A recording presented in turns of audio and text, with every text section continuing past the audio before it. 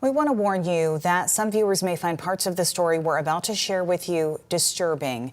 We have been learning more about the ICE agent involved in the death of Johan Guerrero Monday morning. News Center Maine's Christian Harsa joins us with new details that are just coming in. Hi, Christian. Hi, Amanda. We just had this come into our newsroom a short time ago. According to a current official at the Department of Homeland Security, a former official and a source familiar with the investigation, David Brouillette is the ICE agent who shot and killed Johan Guerrero.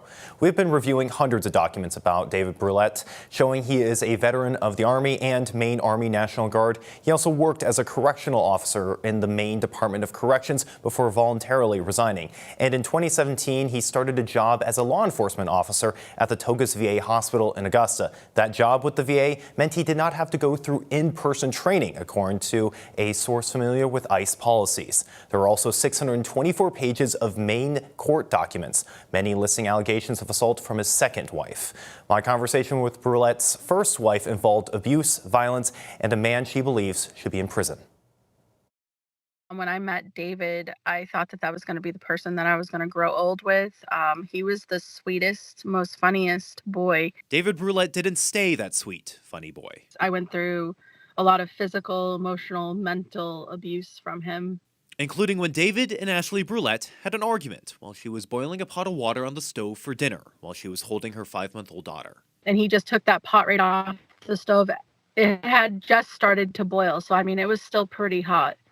And he threw it at me while I was holding her. She says that was the first time she called the police, but she walked back her story when they arrived. He was doing all these horrible things to me, yes, but in a sense, he was still kind of my security blanket because he was the only person that I had. They married in 2007, and by 2009, they had divorced. 3 years later, she moved to Michigan. We've been divorced for 17 years now, and he still calls and threatens me. The most recent call before this week was on November 28th, 2025. Every single female in your bloodline is nothing but a disgusting fat.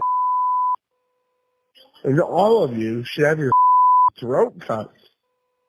Yeah, you should. She blocked him after that until she heard the news of Monday's ICE shooting. She called him, and he later called her back. He goes, "It is true. I was involved.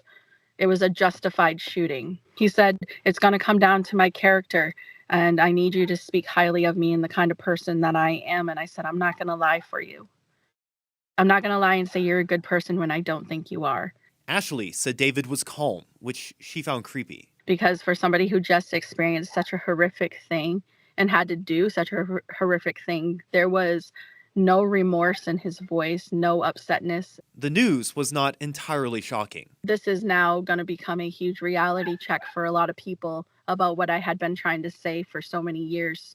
But I wasn't shocked that he had hurt somebody. She believes that is why he joined ICE last fall. To hurt people. I believe that 100%. Ashley told me she does not believe her ex-husband is fit to be an ICE agent or even own a firearm. We will continue to update you as we learn more about Brouillette.